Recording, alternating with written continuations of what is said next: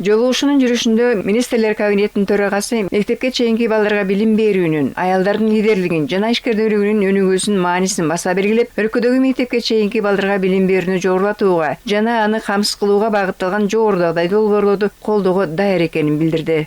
Кто получает дошкольное образование, он владеет свыше 42 миллионов символов, знаков, понятий.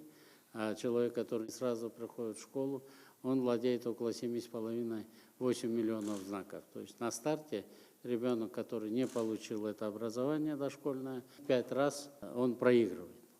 Для того, чтобы он этого не проигрывал, мы как раз таки...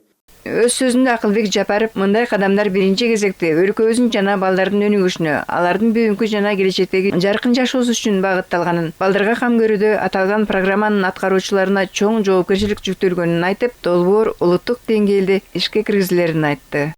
Для того, чтобы он этого не проигрывал, мы как раз таки запустили программу правительственных акселераторов, чтобы в течение 100 дней решили все проблемы относительно дерегулирования, так скажу я, наверное, или проблемы зарегулированности решений по открытию наших детских садов, дошкольных детских, дерегулирования, так скажу я, наверное, или проблемы зарегулированности решений.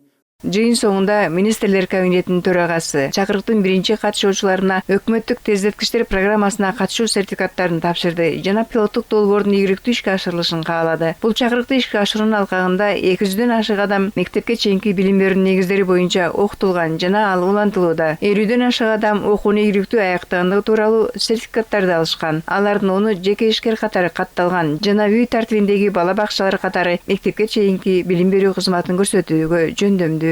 Калия Карыбекова, Бекболот Толдурбек уулу, билим жаңылыктарына.